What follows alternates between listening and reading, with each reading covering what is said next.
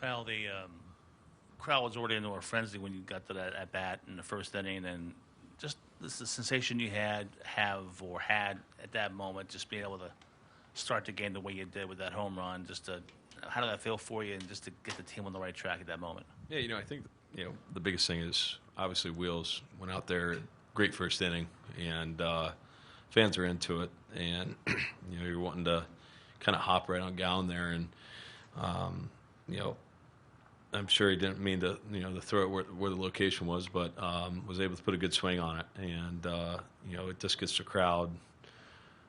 Wow, talk about a fun crowd where you're around the bases, you're looking around, and you're seeing a frenzy, and it can put an extra, just an extra layer onto what an atmosphere is already.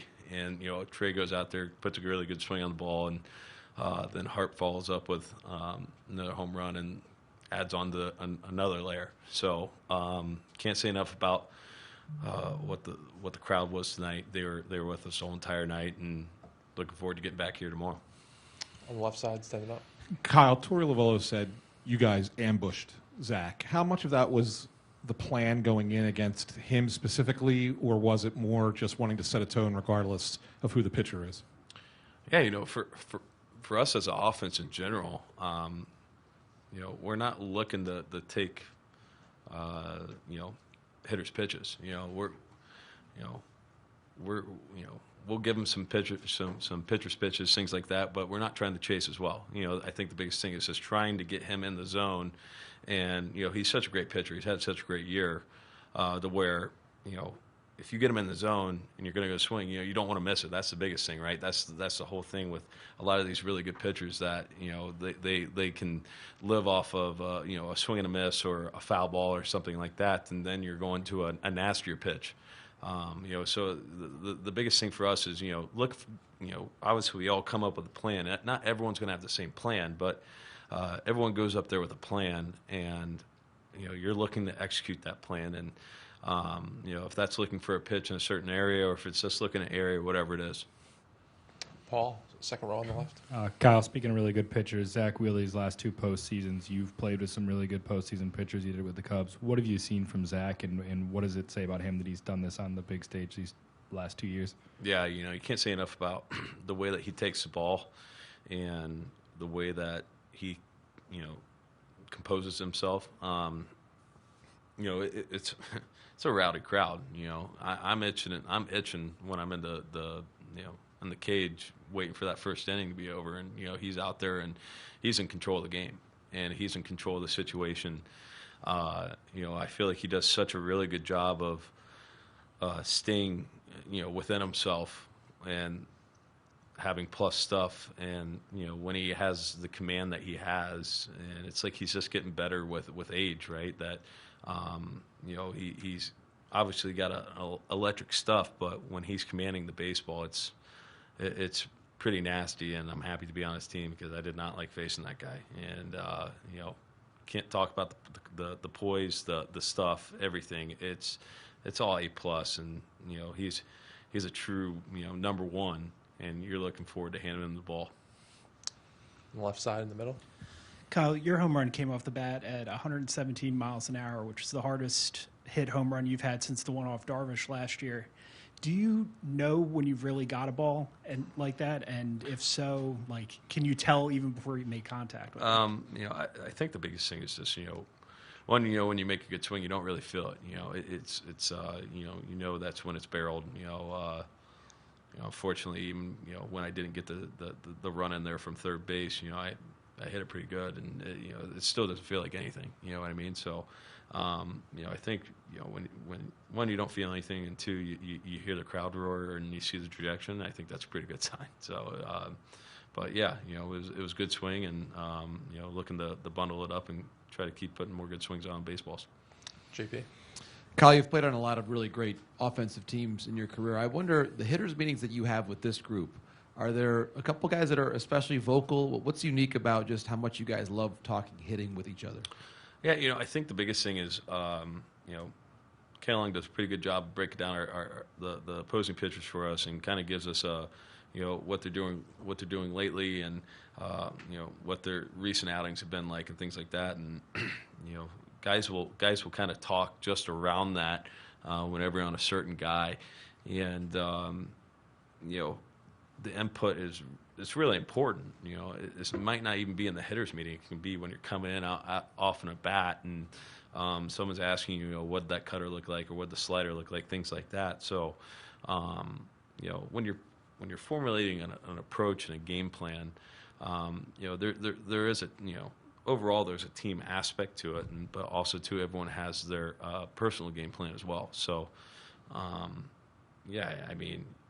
we're inside and we're talking about a pitcher, and we talk about that, and then we talk about how we want to set a tone for a game. That's how it is for us. We know that our pitchers are going to give us a chance to score, and it's our job to go out there and set the tone on the offense and get the runs on the board for our guys. Anthony.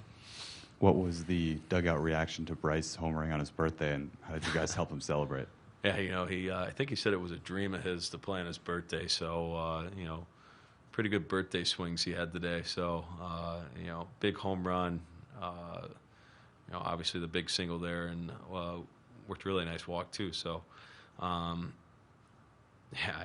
everyone went nuts. This guy's on. He's looking for the moment, and he wants it, and he's doing such an unbelievable job for us. And talking about when he's going up to the plate, you're just thinking that he's going to do something special every single time, and can that be unfair to have an expectation on a player? Sure, but that's what everyone's thinking when you're in the dugout. You're man, what's this guy going to do next? And that it's really cool to see a player like that, really exceed in these stages, and show everyone what he's all about. Tyler, on the left. Kyle, you said a minute ago that it seems like Wheeler just gets better with age, and that doesn't always happen. But how has he evolved in what you've seen from him when you faced him earlier to the ace number one he is now? I think the biggest thing is he's always had the stuff. Even when he was with the Mets, he always had the stuff. He was always 96, 97, 91, 92 cutter, slider. I think the biggest thing is you just see him evolving with, he's got a couple different breaking balls now, and the command of the fastball is, I think that's the success.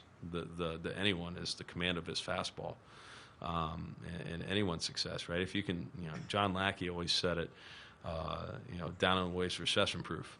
So if you can throw down and away all the time, it's hard to hit down and away. And if you're putting the ball where you want it, like he's doing right now, and like he's been doing, he had a fantastic season. That it's just going to open up so many different avenues for him with different breaking balls or different fastballs or things like that.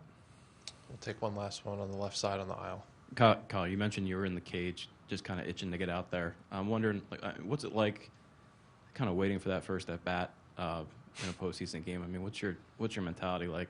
It's definitely nerve wracking. It's not nerve wracking. I think it's just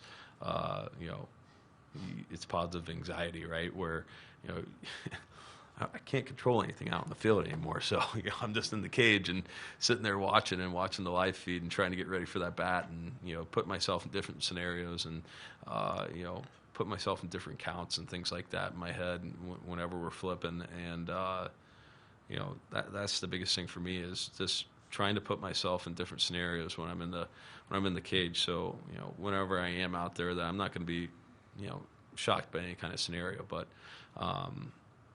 it's definitely anxious. You're wanting to get out there, wanting to be in front of the fans, get in that box, and try to start the game off by getting on base or anything like that. Obviously, you love this role, right? Being able to get up there and set a tone like you did. Oh, absolutely. I like being able to lead off a game.